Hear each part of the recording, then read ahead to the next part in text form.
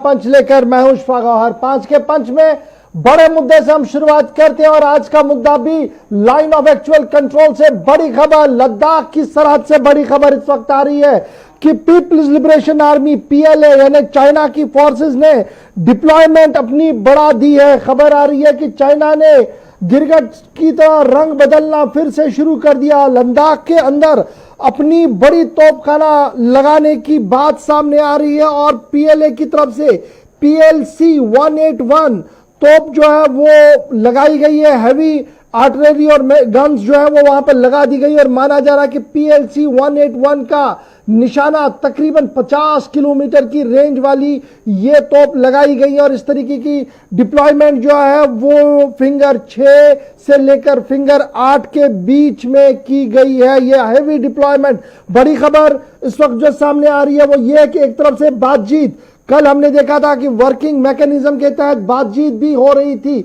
विदेश मंत्रालयों की तरफ से बयान भी आया था, लेकिन उस बयान में एक लाइन मिसिंग थी, पॉजिटिव डेवलपमेंट। और वो पॉजिटिव डेवलपमेंट न होने के बाद अब जो खबर सामने आ रही है वो ये है कि पेंगोंग TSO चाइना की डिप्लॉयमेंट जो है पेंगोंग TSO के पास एरिया के अंदर वो काफी ज्यादा बढ़ चुकी है और अब हैवी गन्स के साथ तो PLC 181 को लगाया गया है। और इस खबर की पुष्टि जो है वो अमेरिकन इंटेलिजेंस की तरफ से भी की गई है।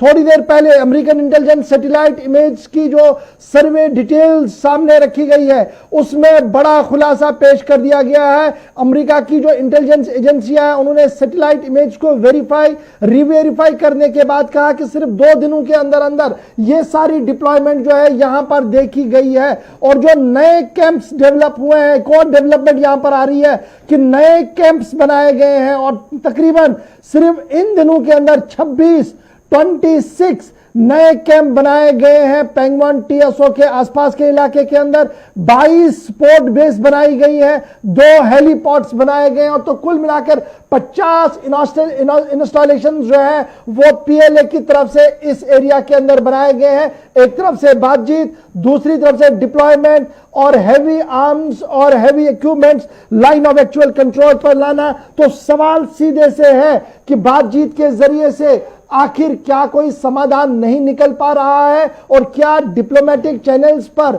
जो काम था उसमें कोई चूक हो रही है? इस सवाल पर हम जरूर बात आज करेंगे और बात करने के लिए मेहमान भी हमारे साथ ज्वाइन कर चुके हैं। सीधे हमारे साथ मेहमान ज्वाइन करेंगे थोड़ी देर में। हमारे साथ शैलेंद्र सिंह साहब डिफेंस एक्सपर्ट के तौर पर ज्वाइन कर चुके हैं, रंजीत रॉय, दीपक अरोरा, प्रफुल्ल बख्शी साहब भी हमारे साथ ज्वाइन करेंगे।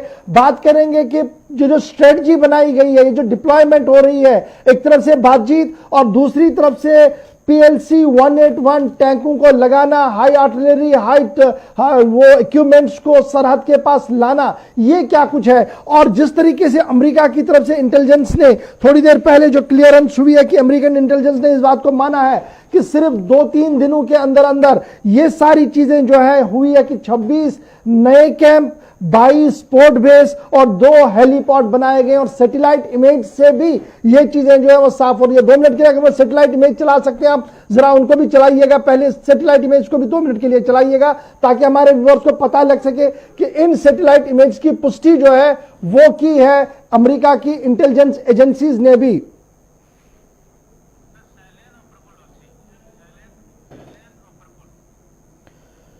आपके टीवी पर वो सैटेलाइट इमेज हैं जिन्हें अमेरिका की तरफ से माना गया कि देखिए ये बहुत कम टाइम में ये सारी डिप्लॉयमेंट जो है हो गई है। फटाफट से जरा पूरे पैनल पर दोबारा आते हैं। मेरे साथ 2 मेहमानों ने ज्वाइन किया है, 2 मेहमान थोड़ी देर में और ज्वाइन करेंगे, बात को आगे बढ़ाएंगे।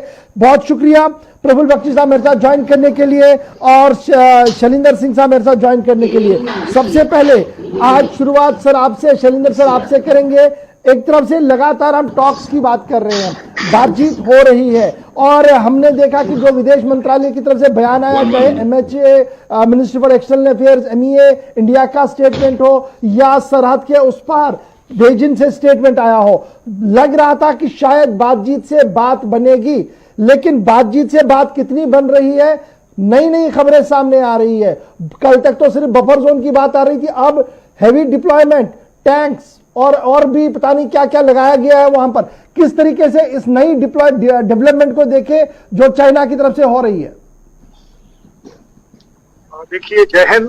पहले तो मैं आपको ये बता दूं कि इंटरनेशनली कोई भी डिस्प्यूट फाइनली बातचीत से ही, सिर्फ बातचीत से ही सॉल्व। फोर्सेस अपने आप में आपको एक बातचीत का रास्ता देती है। जब आप डिप्लोमेसी की बात करते हैं तो डिप्लोमेसी भी एक उस जगह से शुरू होती है जहां आपके पास फोर्स का एडवांटेज हो, वो फोर्सेस आपकी पोजीशन ऑफ स्ट्रेंथ पर हो, तभी आपकी डिप्लोमेसी काम करेगी। अदरवाइज आप बता दीजिए 70 साल हो गए, अब पाकिस्तान से बातचीत कर रहे हैं, आप प्रॉब्लम सॉल्व नहीं हो। अब आजकल आपको दिख रहा है क्योंकि India suddenly position of strength पर आ गया है कि वो कोई टॉलरेट नहीं करेगा। सिमिलरली चाइना के साथ पहली बार हुआ है कि हम एक पोजीशन स्ट्रेंथ दे रहे हैं, डिप्लॉयमेंट कर रहे हैं। आप जो बोल रहे हैं कल बोफर्स को वहां डिप्लॉय हुए 40 दिन हो गए। आपको और चाइना को अगर कल दिख रहा है गलत है। जहां तक आपको जो दिख रहा है तो बहुत की डिप्लॉयमेंट हो रही है। मैं तो कह रहा हूं फिंगर 8 से लेकर 6 के बीच में 1 लाख सैनिक और अंदर डाल दें, उनका डिसएडवांटेज है। वो टैक्टिकली गलत हो जाएंगे, स्ट्रैटेजिकली गलत हो जाएंगे। सोचने वाली बात यह है कि वो ऐसा क्यों कर रहा है। वो इसलिए कर रहा है क्योंकि उसे दिख गया है कि इस बार हिंदुस्तान मुड़ने वाला नहीं है। अगर हिंदुस्तान ने डिमांड किया है कि हमें हमारा एरिया जो पहले था अप्रैल से वहां पर आ जाइए, उसके बाद बात करेंगे। इस वजह से अब चाइना को डर है, खौफ है कि कहीं इंडिया इन इलाकों में एकदम से अटैक ना करे। इस वजह से वो कर रहा है, दिखाने के लिए कर रहा है, लड़ने के लिए नहीं कर रहा। अगर लड़ना होता तो आप एक बात बताइए, गलवान में आप खड़े तो हो ही गए थे, आप 1.5 किलोमीटर 2 किलोमीटर पीछे क्यों जा रहे हो? क्योंकि आपको दिख रहा था कि यहां पर फौजी कफन बांध के सामने खड़े हैं, इधर से पीछे मुड़ जाओ। पंजाब शो में नहीं खड़े दिखाई दिए, इसलिए खड़े हो जाओ। अब उन्हें डर आ गया कि हिंदुस्तान की फौज कहीं अटैक ना कर दे, क्योंकि जिस तरीके से विड्रॉल करने का हमारे सीनियर कमांडर्स ने एग्री किया है, हम कर तो रहे नहीं है, तो कहीं ऐसा ना हो कि ये कफन शिफ्ट होकर पंजाब शो में आ जाए, ये देवसांग में आ जाए।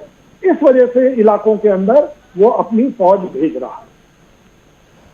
बिल्कुल सही बात आप बता रहे हैं कि स्ट्रेटजिकली किस तरीके से सिचुएशन होनी चाहिए, लेकिन जो अब एक तरफ से आप कह रहे हैं कि जनाब डिप्लोमेसी और बातचीत तभी मुमकिन होती है जब हम भी स्ट्रेटजिकली काफी ज्यादा इंपॉर्टेंट प्लेस को ऑक्यूपाई करेंगे। तो क्या मैं ये मानूं कि अभी हमने और होमवर्क करना पड़ेगा ग्राउंड पर, तब जाकर चाइना की फोर्सेस को यह पता लगेगा कि देखिए सिचुएशन वो नहीं है जो हम समझ रहे हैं। शैलेंद्र जी, देखिए, आप जो बता रहे हैं, मैं अब ऐसे आपको बता दूं, आजकल जो बैटल फील्ड है वो इतनी ज्यादा ट्रांसपेरेंट है कि आप सब कुछ पढ़ सकते हैं। जैसे अभी आप पढ़ रहे हैं कि भाई फिंगर 6 और 8 के बीच में उसने कौन कौन सी गन लगा दी, इसी तरह पिछले 40 दिन में चाइना भी पढ़ रहा है कि यस, कहां आप कैसे फोर्सेस को मूव कर रहे हैं, कैसे किस फोर्स को लगा रहे हैं, कहां पर आपकी स्ट्रेटेजिक फोर्सेस बीच में काम कर रही है, कहां पर आपकी स्पेशल फोर्सेस आकर पैरा ट्रेनिंग कर रहे हैं। ये सब दिखता है उनको, और इस वजह से वो अब इस निष्कर्ष पर आ गए हैं। राइट सर, मैं आऊंगा आपके पास। शैलेंद्र सर, मैं दोबारा आपके पास आऊंगा। प्रफुल्ल, हम सीधे इस वक्त प्रफुल्ल बख्शी सर के पास चलते हैं। प्रफुल्ल सर, लगातार आप हमारे साथ इस चर्चा में ज्वाइन करते हैं और जब भी कोई नई डेवलपमेंट होती है तो आप नए एंगल में उस बात को भी देखते हैं। ये जो नई बातें आ रही हैं और अब अमेरिकन इंटेलिजेंस और एस्टेब्लिशमेंट ये बात मान रही है कि सिर्फ 1 हफ्ते के अंदर अंदर ये सारी डिप्लॉयमेंट जो की गई है, टैंकें लगा दी गई, हाई रैंक गन्स वहां पर लगा दी गई हैं, ये सामान्य नहीं है। एक तरफ से बातचीत और दूसरी तरफ से ये दूसरी चीज जो चल रही है, ये दोनों पैरेलल नहीं चल सकती हैं। देखिए, ये अमेरिका जो बोल रहा है वो बिल्कुल वही बोल रहा है जो मैं आपसे पिछले 2 महीने से बोल रहा हूं। बिल्कुल सर, जब तक आप उनकी रियल एस्टेट को कैप्चर नहीं करेंगे, कोई भी, आप उनके 100 आदमी मार दिए और कोई फर्क नहीं पड़ेगा, आप 500 मार दिए फर्क नहीं पड़ेगा, पर जहां आपने उनकी 3 किलोमीटर जमीन को कब्जा कर दिया, उनको फर्क पड़ेगा। और नेगोशिएशन टेबल में आप तगड़े होंगे और तब बात मानी जाएगी। अभी हम अब बोलते जा रहे हैं, अपने ही जालों के, अपने बातों के जाल में ही फंसते जा रहे हैं। हम क्यों अपने आप को धोखा दे रहे हैं? ये शुतुरमुर्ग पॉलिसी हटानी पड़ेगी हमें और एक्शन दिखाना पड़ेगा। अमेरिका ओब्लिकली बोल रहा है, हमें दबी जबानों में बोल रहा है कि आप एक्शन करिए। ये देखिए 1 हफ्ते के अंदर क्या क्या कर दिया। देखिए कितनी गन आ गई, कितने टैंक आ गए आपके, उनकी कितने गोलियां गिरेंगे। जब तक जर और जमीन आपके कब्जे में नहीं आएगी, लड़ाई का मकसद ही नहीं रहेगा। उनकी लाशों से कोई फर्क नहीं पड़ता, उनको जर और जमीन आप उनकी कब्जे में करिए।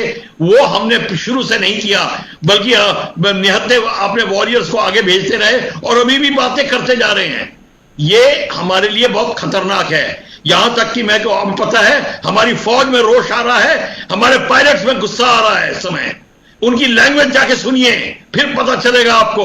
ये कहा कि आप नीतियां बता रहे हैं कि हमें बात करनी होगी, ये करना होगा, और नहीं मानेगा, विंटर आ जाएगी। अरे विंटर के बाद 8 विंटर्स आएंगी। समदराम चौक में 8 साल लगे थे आपको उनको हटाने में, तो आपको ये प्रॉब्लम खड़ी हो जाएगी और बहुत जबरदस्त प्रॉब्लम आने वाली है।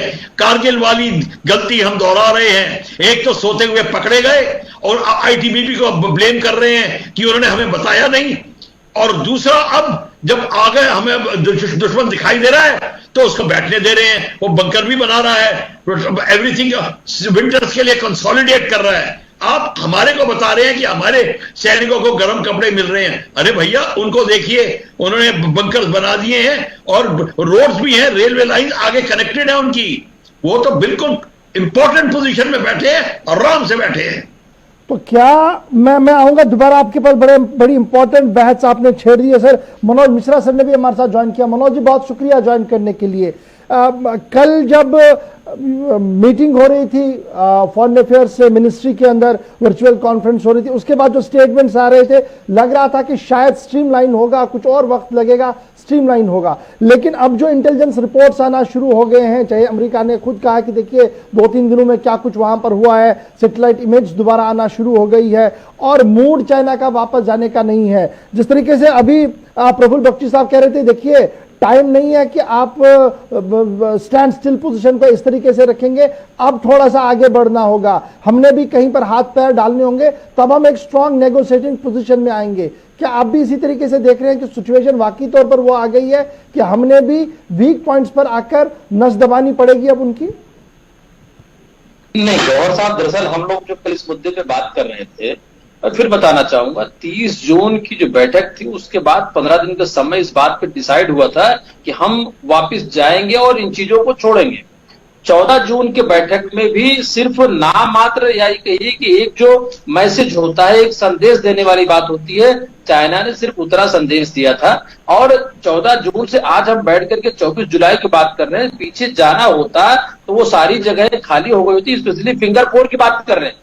लेकिन जाने की मंशा नहीं है, जाने का जो एक दिखावा करना था वो किया गया। और मैं फिर कहना चाहूंगा कि 5 मई से पहले की जो स्थितियां थी उसको बहाल करने के लिए भारत को सोचना है, चाइना को नहीं सोचना है, क्योंकि चाइना ने बहुत मजबूती के साथ, बड़ी तैयारी के साथ और अपने पूरे फुल इंटेंशन के साथ वो अंदर आया है। तो हम बीच का रास्ता अपनाते हैं, लेकिन मुझे लगता है कि अब ये भारत सरकार के पास बहुत कुछ हो गया, बहुत सा बातें हो गई, बहुत सारी चीजें हो गई, बहुत सारी चीजें उन्होंने डिस्कस कर लिए। हम उनकी बात पे भरोसा करने के बजाय हम वो कूटनीति अपनाएं कि उनको छोड़ना पड़ेगा। देखिए रही बात क्या कह रहा है अमेरिका, भारत के पक्ष में जो भी बयान देता है या जो भी बातें रखता है, मैं फिर कहना चाहूंगा दूतावास को लेकर अमेरिका खाली करा रहा तो चाइना भी खाली करा रहा। और अमेरिका का चुनाव है और चाइना की ये स्थिति, गौर साहब विगत 15 सालों में अगर चाइना इतना मजबूत हुआ है तो उसका सबसे बड़ा कारण अमेरिका रहा है, भारत उसका कारण या रसिया या बाकी देश नहीं रहे। तो आज चूंकि उस दम्भ की लड़ाई में चाइना कहीं न कहीं अब अमेरिका से आगे जाता दिख रहा है, इकोनॉमी में पीछे हो सकता है, लेकिन व्यवसाय नहीं 30 सेकंड तक खत्म करेंगे।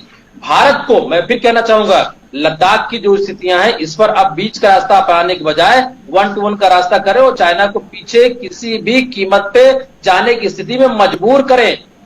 अब वो राइट सर, ये यानी लाइन वही है जो प्रफुल्ल बख्शी साहब कह रहे थे। शैलेंद्र जी आपसे जरा और इसमें टिप्पणी चाहूंगा, उसके बाद प्रफुल्ल सर के पास आऊंगा और उसके बाद एक और ब्रेकिंग हमारे पास है खबर जो एक और इसी के साथ कनेक्टेड होकर आ रही है, क्योंकि ये सर्वे रिपोर्ट, ये जो इंटेलिजेंस रिपोर्ट की अब खुलकर बातें सामने आ रही है, उसमें यह कह रहे हैं कि न सिर्फ इतना कि 26 कैंप, 22 स्पोर्ट बेसिस, 2 हेलीपोर्ट्स बनाए, बल्कि मिनी हॉस्पिटल्स भी बनाए गए हैं। ये मिनी अस्पतालों का बनाना, इन्हें आप डिफेंस पॉइंट ऑफ व्यू से कैसे देख रहे हैं, और वहां पर जो भी डिस्प्यूट है जहां पर कभी भी खाली करना होगा? देखिए, इसमें तीन बातें हैं। जब मैं कहता हूं कि आपको बातचीत करनी पड़ेगी, बातचीत एक अपना अलग जरिया है, क्योंकि अल्टीमेटली चाहे आप उनको हटाने की बात करें या उनके हटने की बात करें, बातचीत से ही होगा। लेकिन बातचीत करने का जो माहौल है वो फौज क्रिएट करके देती है। That is called as position of strength. Position of strength को मैं इसलिए डिस्क्लोज नहीं कर रहा क्योंकि देखिए, ये आपके और मेरे डिस्कस करने से कोई फायदा नहीं कि लेफ्ट वाली हिल टीचर को लेना है या राइट वाली को लेना है। वो आर्मी को पता है, एयरफोर्स को पता है कि कहां क्या करना है। पोजीशन ऑफ स्ट्रेंथ वो अच्छे से समझते हैं। देखिए हुआ क्या है, चाइना सुन रहा है जी, चाइना देख रहा है, चाइना समझ भी रहा है, लेकिन हम उसकी अटेंशन ड्रॉ नहीं कर पा रहे। वो अटेंटिव नहीं है कि वो समझ के उसके उसी हिसाब से एक्शन ले कि यहां पर उसका बैठना इम्पॉसिबल है, एक्सेप्टेबल नहीं है। ये जो अटेंशन है ये नहीं आ रही। जिस दिन ये आ गई, ये समझ लीजिए विड्रॉल शुरू हो जाएगा। जहां तक वो बिल्टअप जो कर रहा है, वो बिल्टअप सिर्फ इसीलिए कर रहा है क्योंकि उसे दिख रहा है इस बार कि इंडिया छोड़ने के मूड में नहीं है। हर बार की तरह कि चलिए ठीक है, खत्म करो इस बात को, यही रोक देते हैं, फ्रीज कर देते हैं। इस बार फ्रीज नहीं हो सकता। एक प्राइम मिनिस्टर, एक डिफेंस मिनिस्टर ग्राउंड पर खड़े होकर अनाउंस कर आया 1 इंच जमीन नहीं देंगे, हम नहीं देनी पड़ेगी। और उसके लिए अब कोई भी कीमत चुका सकता है इंडिया।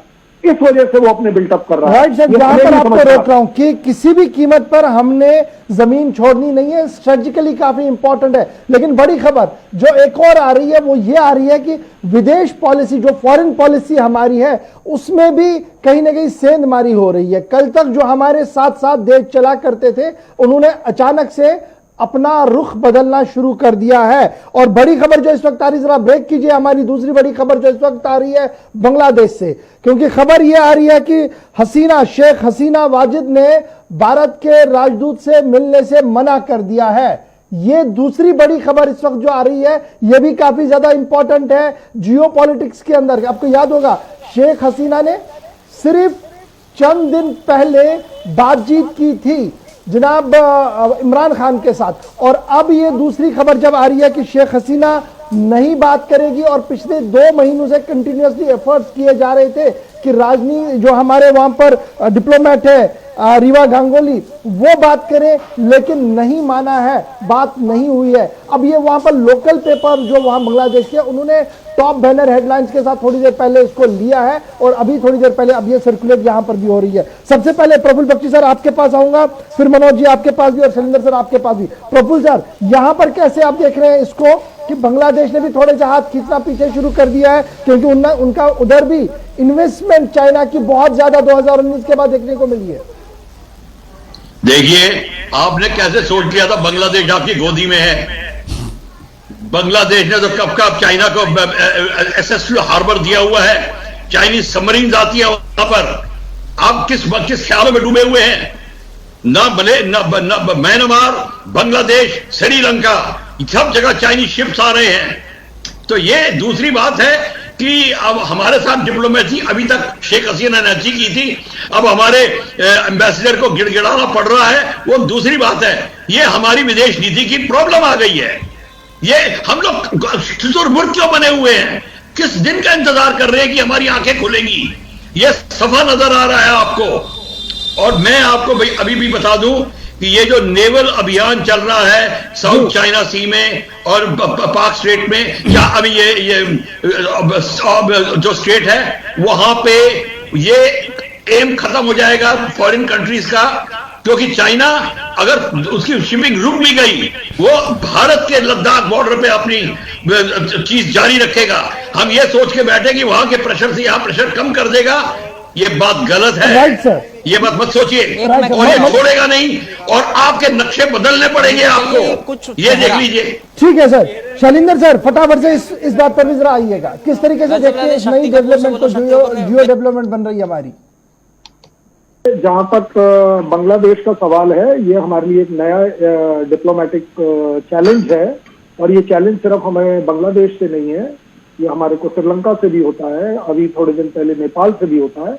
और ये चैलेंजेस आना सीधा सीधा दिखाता है कि वो कंट्री का जो इकोनॉमिक इंटरेस्ट है वो अटका हुआ है। देखिए हमें समझना पड़ेगा, ये सिर्फ हम ये बोल दें कि जी वो क्यों कर रहा है और उसको नहीं करना चाहिए, उससे बात नहीं बनेगी। जो इकोनॉमिक इंटरेस्ट जिसके भी, जिस कंट्री के जिसके साथ मिल जाएंगे, आप समझ लीजिए वो कंट्री उस तरफ चल पड़ेगा। इंडिया को देखना पड़ेगा कि कैसे इकोनॉमिकली हम नेपाल, बांग्लादेश, श्रीलंका और ये जो हमारे पेरिफेरल नेबर्स हैं, इनको हम कैसे अपने साथ इकोनॉमिकली जोड़कर एक विन विन सिचुएशन क्रिएट करें। और ये 1 या 2 दिन का काम नहीं होता है, 365 दिन का काम है। 365 दिन का काम है। तो क्या मतलब टाइम है कब कि जब हम अपने फ्रेंडशिप लिस्ट को रिविजिट करें और देखें कि वाकई तौर पर आज के कठिन दौर में मेरे साथ कौन है और मेरे पैसों के साथ कौन है? गौर साहब, कल सेम 24 घंटा पहले हम लोग इस समय डिबेट कर रहे थे और हमने एक बात कही थी, आपको अगर याद हो, कि दरअसल कॉमन इंटरेस्ट पाकिस्तान और बांग्लादेश के बीच में लगातार चाइना पिछले 6 महीने से उसको सॉर्ट आउट करने लगा हुआ, या 1971 के विवाद में भी वो शेख हसीना और इमरान को बीच में ला करके चीजें सॉर्ट आउट करने का एक सकुफा छोड़ चुका है। दरअसल ये बातें करने के पीछे रीजन ये है कि नेपाल जो आपका सबसे करीबी और आपके छोटे भाई तरीके से था, अभी कल की घटना है, आप बिहार बॉर्डर पे देखिए जुड़े हुए तो क्या स्थितियां थी, बांग्लादेश आपके राज्यों से मिलने को। तो दरअसल ये हम चौतरफा जिस तरीके से विगत 6 सालों में हमने, चाहे प्रोपगंडा की बात कर ले, हमने विदेश नीति को लेकर के मजबूत दिखाने की कोशिश की है, चाइना उससे कहीं न कहीं प्रभावित रहा है, आज भी प्रभावित है। और वो लद्दाख एक एग्जाम्पल है आपके लिए। बाकी जगह भी जो भी टेरिटरी आपके टच में है, वो सिक्किम की हो सकती है, वो तिब्बत की हो सकती है, वो आपके अरुणाचल की हो सकती है, वो आपके नेपाल के, सॉरी उत्तराखंड से हो सकती है। दरअसल स्थितियां अभी आ गई हैं कि आप इसको इस तरह मजबूर करें। और जो बयान की बात अभी बीच में हमारे मित्र कह रहे थे कि हमारी 1 इंच भी जमीन की बात, भाई साहब अगर 1 इंच जमीन की बात नहीं थी तो वापस जाने की बात कहां से आ गई? हम अगर धरातल और सच्चाई की बात करेंगे तो ज्यादा बेहतर होगा। फिर वापसी की बात हम बार बार क्यों कह रहे हैं? गलवान घाटी नहीं बल्कि फिंगर और गौहर साहब, हॉस्पिटल यूं ही नहीं बनाए जाते, भले त्वरित या मतलब परमानेंटली नहीं बने हुए हो, उनकी तैयारी कुछ और है। इस तैयारी की मंशा को जो भी अपने पास इनपुट्स आए हैं, उस इनपुट की तैयारी के साथ में सरकार और कम से कम अपने मिलिट्री ऑफिसर के साथ। राइट सर, मैं आऊंगा तीनों मेहमानों के पास दोबारा। एक और खबर जो ब्रेक हो रही है, अब्दुल नबी हमारे साथ ज्वाइन किए। अब्दुल जरा फटाफट से बताइएगा क्या खबर आपके पास है जियोपॉलिटिक्स में, क्या कुछ एक और चैप्टर खुलने, जरा बताइएगा जरा जल्दी से हमारे व्यूअर्स को। देखिए अभी आप जो बता रहे थे खबर बांग्लादेश से जुड़ी हुई थी, बांग्लादेश ने मना किया, तो दूसरी तरफ इजराइल से जुड़ी हुई खबर है। भारत और इजराइल के बीच में बातचीत हुई है, भारत के रक्षा मंत्री ने इजराइल के रक्षा मंत्री से बातचीत की है और इसमें खबर यह है कि इजराइल भारत को हथियार अब भेजेगा और ज्यादा भेजेगा, ये बड़ी खबर है। कहा जा रहा है कि रक्षा खरीद मामले में अब इजराइल के साथ और ज्यादा बेहतर तरीके से भारत समझौता करेगा और इजराइल की तरफ से अब और बेहतर जो हथियार हैं वो मुहैया कराई जाएंगे। साथ ही साथ जब रक्षा मंत्री ने इजराइल के रक्षा मंत्री से बातचीत की तो भारत में आने का निमंत्रण भी किया है और आने वाले समय में इजराइल के रक्षा मंत्री भारत का दौरा भी कर सकते हैं। तो कई मायनों में इस खबर को खास तरीके से समझा जा सकता है भारत और इजराइल के रिश्तों को लेकर। चलिए सर, बहुत शुक्रिया अब्दुल। बड़ी खबर आप बता रहे थे कि इजराइल और इंडोनेशिया की भी खबर आ रही है कि वो भारत के। मैं सीधे आपके पास प्रभु बख्शी सर, लगातार आप भी कह रहे थे कि दोस्त बहुत है, इस्तेमाल करने की जरूरत है, आपका पहला रिएक्शन इस पर? देखिए, इजराइल जो है पैसे कमा रहा है, उससे हमको बहुत सारे वेपन दिए और चाइना को हमसे ज्यादा दे रहा है। क्या बात कर रहे हो आप? उसे लिस्ट देखिए जो चाइनीज की वेपन्स की वो अपडेट कर रहा है और अपग्रेड कर रहा है।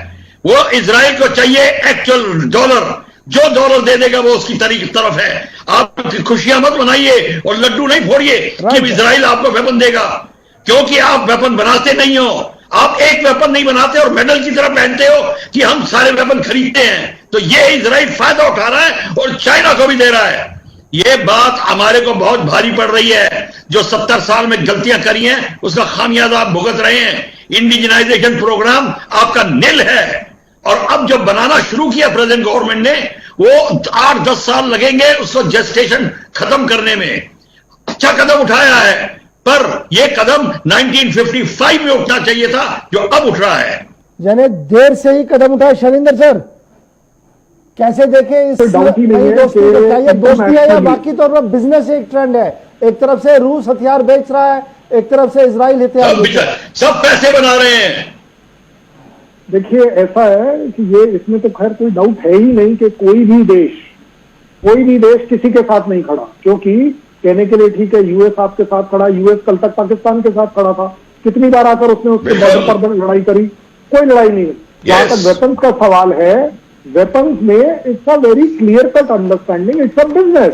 आपको कोई भी वेपन फ्री में नहीं मिल रहा है, ये इसमें कोई डाउट नहीं है। और इसलिए ये जो इंडिजनाइजेशन है, मेक इन इंडिया मुहिम जो है, इसको जो टेक्नोलॉजी ट्रांसफर चाहिए उसमें हमें दोस्त चाहिए, क्योंकि कंट्रीज जो है टेक्नोलॉजी ट्रांसफर पर आते ही रुक जाते हैं, आपके साथ ट्रेड करने को तैयार हो जाएंगे, लेकिन जहां आपकी अपनी मैन्युफैक्चरिंग में टेक्नोलॉजी का ट्रांसफर आएगा, तब जाकर आपको पता चलेगा कि कौन देश आपके साथ कितना खड़ा है, कितना उसकी आपके साथ यारी दोस्ती है।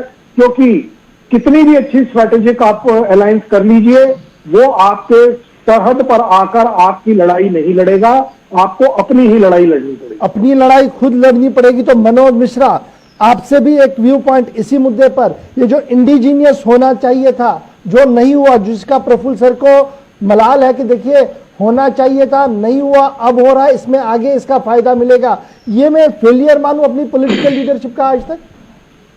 नहीं, देखिए वो बहुत बड़ा फेल्यूर रहा, लेकिन समस्या इस बात की, मुसीबत अगर दरवाजे पे खड़ी हो तो हम बिल्डिंग बनाने नहीं जाएंगे। और बख्शी साहब बिल्कुल सही कह रहे हैं कि होना चाहिए था, नहीं हुआ। पर उन बातों पे चर्चा से बेहतर ये कि हम आज के हालात देखें, और वेपन हमें काम आते हैं, आगे भी काम आएंगे। रसिया से हम वेपन ले ही रहे हैं। और रही बात वेपन खरीद की बात, तो लड़ाई हम अपने सैन्य शक्ति पे पूरा भरोसा करते हैं, और इजराइल के वेपन के बारे में विश्व स्तर पे सबको पता है कि कितने भरोसे के होते हैं और कितने आधुनिक होते हैं। तो उस भाई पैसे के लिए ठीक है, देश आज के एक व्यवसायिक संबंध भी होते हैं, लड़ाई दूसरी कोई लड़ने नहीं आता, लड़ाई हमको खुद लड़नी पड़ेगी। लेकिन अगर हम 1 साल पहले, 2 साल पहले, 3 साल पहले में अगर सेल्फ डिफेंस की नींव डाल चुके तो आने वाले 10 साल बाद हमारी स्थितियां दूसरी होंगी। लेकिन इस तरह की लड़ाई जो हमारी गौहर साहब नए तरीके की चाइना के साथ शुरू हुई है, इसके पीछे आप जाएंगे तो तकनीकी बहुत सारे कारण हैं, व्यवसायिक दृष्टिकोण से, अपने को बड़ा करने के दृष्टिकोण से, और भारत के बढ़ते प्रभुत्व के दृष्टिकोण से। और ना तो बांग्लादेश, ना ही नेपाल, ना ही पाकिस्तान, ना ही आपका श्रीलंका, ये इस स्थिति में नहीं कि भारत के साथ इनकी तुलना की जाए, लड़ाई की जा सके या इनसे टक्कर की बात की जाए। वो चाइना के साथ ही आना है, और चाइना को याद से हमारा दुश्मन नहीं है। भले पाकिस्तान फ्रंट फुट पे हमसे लड़ता रहता है, उसकी जो पीठ सपोर्ट करती है वो हमेशा चाइना ही करता रहा, और चाइना छुटपुट लड़ाइयां हमसे हमेशा लड़ता रहा हमारे सारे बॉर्डर पे। लेकिन समय है, मैं फिर कहना चाह रहा हूँ, चाइना पाकिस्तान का नाम आ रहा है, इसलिए एक चीज बड़ी इंपॉर्टेंट है जो हमने पिछले दिन भी थोड़ी सी डिस्कस की थी, क्योंकि आज ये खुलकर अब सामने आया है। जो एटॉमिक साइंटिस्ट रिसर्च एक पेपर आता है, उसमें भी इसमें मिस्टर हैंस हैं जिन्होंने इस रिपोर्ट को लिया है। उन्होंने कहा कि न्यूक्लियर मॉडर्नाइजेशन प्रोग्राम के अंदर गवर्नमेंट ऑफ इंडिया का एक मेजर यू टर्न आया है। अभी तक जितनी भी हमारी मिसाइलें थी वो सिर्फ वन साइड पाकिस्तान की ओर थी, अब वो हटकर सबसे बड़े दुश्मन चाइना की ओर चली गई है। ये जो शिफ्ट इन पॉलिसी है, न्यूक्लियर पॉलिसी, इस पर प्रफुल्ल सर आपका पहला रिएक्शन फटाफट से। और साथ साथ ये भी बताइए एक चीज ये भी बताइएगा, जो हम देख रहे हैं कि पीएलए एयरफोर्स को और मॉडर्नाइज करने की बातें हो रही है, ड्रोन कॉम्बैट रिसर्च की बातें हो रही है, उस पर थ्रस्ट दिया जा रहा है। देखिए, चाइनीज की एग्रेसिव पॉलिसी है, उन्होंने जो J-20 बनाया है, F-22 को कॉपी करा है। किस कंट्री की हिम्मत हो सकती थी ये करने की? सुखोई 27 रशिया के नाक के नीचे उन्होंने रिवर्स इंजीनियर किया है। ये एग्रेसिव पॉलिसी ही काम आई है उनको।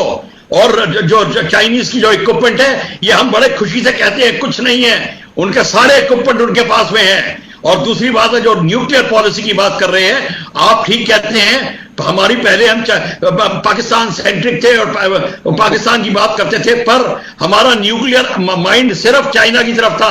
आपकी जो अग्नि 5 बनी है वो चाइना को देख के बनी है, और पाकिस्तान को देख के नहीं बनी।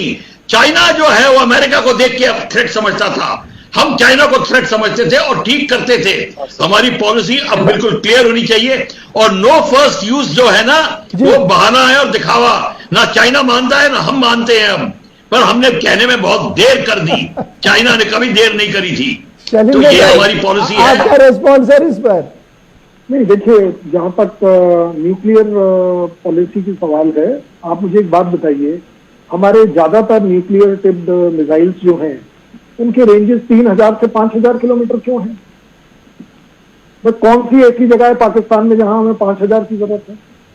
तो देखिए, वो तो पृथ्वी करती है। अच्छा, मुझे ये बताइए कि जब हमने न्यूक्लियर टेस्ट किया था तब तक तो पाकिस्तान ने किया ही नहीं था। तो देखिए, स्ट्रैटेजिकली इसमें डिनाई नहीं कर पाएंगे कि चाइना हमेशा हमारे माइंड में था, अब डिक्लेयर्ड पॉलिसी में आ गया। फर्क सिर्फ ये है, पहली बात। दूसरी बात, ये जो हमारा नेशनल कैरेक्टर पंचशील वाला था जो पिछले 60-70 साल से चल रहा था, मेरे ख्याल अब उसमें जो बदलाव आया है वो मेरी लैंग्वेज में कहूंगा, नाउ इट इज 5 स्टील। जो 5 स्टील है वो 3 है फोर्सेस, एक है डिप्लोमेसी और आखिरी है पॉलिटिकल। तो अब हम स्टील की तरह से डील करने के लिए, क्योंकि अगर ये स्टील नहीं दिखा लोगों को जी, तो हमें हमेशा कमजोर समझा जाएगा।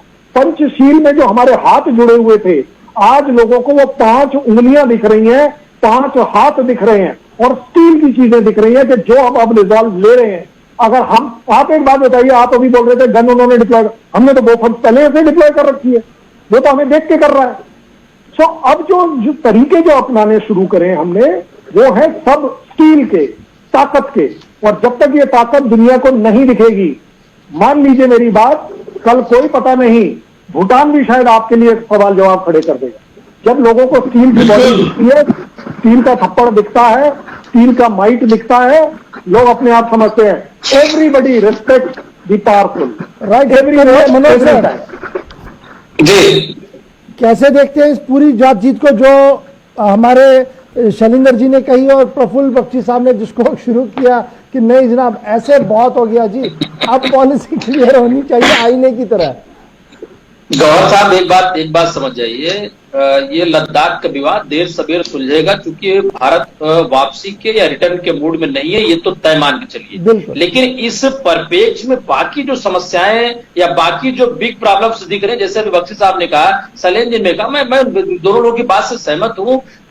हमारे और चाइना में फर्क क्या है? चाइना दरअसल किसी के साथ अगर दोस्ती करता है, खुलेआम करता है, दुश्मनी करता है तो चिल्ला के करता है और बीच का रास्ता नहीं अपनाता है। वो अगर आपके बॉर्डर में घुसता है तो फिर घुसता है, वो अगर आपके बॉर्डर से लगी हुई सड़क बनाता है पाकिस्तान में या बांग्लादेश में, अगर अपने एयरबेस तैयार करता है तो वो तैयार करता है, वो बीच के पॉलिसी लेकर नहीं चलता। पर दुर्भाग्य रहा है, देर से आए दुरुस्त आए, अगर पीछे जाना चाहेंगे, भारत हमेशा 4 कदम पीछे जाएगा, 2 कदम पीछे आता रहा है, यही इसका दुर्भाग्य था। लेकिन बदली हुई परिस्थिति में ये चीजें खुल चुकी हैं, हमको इन सब चीजों से डरना नहीं है, बल्कि जैसे अभी शैलेंद्र जी कह रहे थे कि साहब दरअसल चाइना अमेरिका तो था ही, लेकिन चाइना वर्सेस भारत भी चल रहा है और ये लंबे अरसे चलता रहा। हमें भी आज वो दर्द भूला नहीं जब जिस लड़ाई में तो परिस्थितियां बदली हैं, और बदली परिस्थिति जब भी मौका मिलेगा हमारी सैन्य शक्ति को, हमारी सरकार को हम जरूर दिखाएंगे, और इस बार दिखाने के मूड में हिंदुस्तान है, इसमें कोई दो राय नहीं है। Right sir. दूसरी बात जी,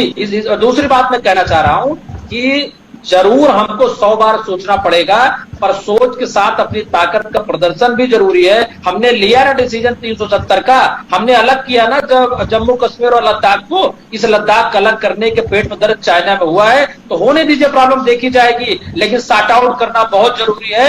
एलएसी पर अब वो चीजें खत्म हो जानी चाहिए, बीच का रास्ता नहीं चलेगा। जी ठीक है प्रफुल्ल आपके पास जी, ये मैं आपके पास शैलेंद्र जी आ रहा हूं। ये जो कहा जा रहा है कि 5 अगस्त का डिसीजन जो था, इसकी वजह से जियोपॉलिटिक्स के अंदर चीन और भारत के बीच बड़ी चींची शुरू हुई है, ये 5 अगस्त का ही डिसीजन था जिसने ये प्रॉब्लम की है।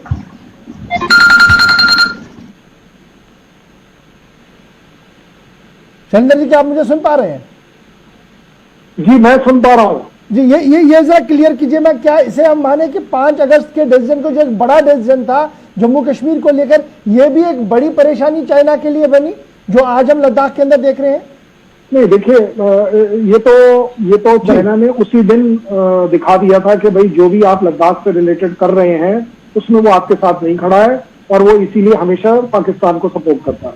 जहां तक अभी ये जो हमने थोड़ी देर पहले बात करी, उस पर मुझे जरूर बोलना पड़ेगा देखिए, जब मैं कहता हूं कि एक प्राइम मिनिस्टर और एक डिफेंस मिनिस्टर ने अपने नेशन को कमिट कर दिया, हम एक भी इंच जमीन नहीं देंगे, तो अब सरकार के ऊपर अपने आप एक अच्छी खासी जिम्मेदारी आ गई कि वो ऐसा नहीं होने देगा। राइट। और ये चीज अब चाइना को दिख गई है, और चाइना को दिखने की वजह से अब उसका अटेंशन आना शुरू हो गया कि भाई इस बार हिंदुस्तान नहीं मानेगा। राइट सर, मैं एक लास्ट कमेंट प्रफुल्ल बख्शी साहब आपसे लेना चाहूंगा। खबर यह आ रही है कि in coming days lieutenant general rank की बातचीत दोबारा होगी। बड़ी खबर इस वक्त फिर से आ रही है कि लेफ्टिनेंट जनरल रैंक की बातचीत आने वाले दिनों में हो सकती है।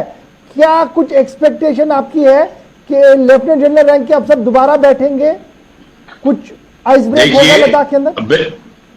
देखिए, बात जो है वो बेशक चलती रहे। मैं तो कह रहा हूं शुरू से, बात करने को किसने रोका? एक हेडक्वार्टर बना दिए परमानेंट, वहां बिठा दीजिए, उनको बात करते रहे। पर आपकी आर्मी को कहिए कि please go and occupy that high ground, चाहे कुछ भी हो, चाहे कबूतर के बराबर भी हो। ये बातों पे मत जाइए। बातों पे आपकी पॉलिसी तब स्ट्रांग होगी, पोजीशन, जब आपके हाथ में उनकी जमीन होगी, तब अब बात बनेगी। सिर्फ बात करने से कुछ नहीं होगा, आप फिर मुंह लटका के वापस आ जाएंगे।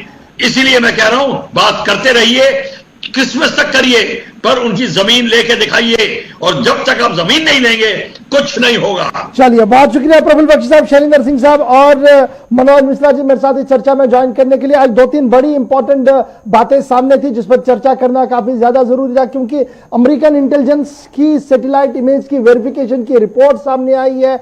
उसके साथ साथ जो बांग्लादेश की जियोपॉलिटिक्स के अंदर नया यू टर्न देखने को मिल रहा था, और अब यह बात भी आ रही है कि एक बार फिर लेफ्टिनेंट जनरल रैंक की बातचीत होगी, तो किस तरीके का माहौल बन रहा है, यह एक बड़ा सवाल है। यहां पर लद्दाख की चर्चा को हम रोक रहे हैं, लेकिन बैटल लद्दाख में सीधे लद्दाख इसके बाद चलेंगे। थोड़ी से ब्रेक के लिए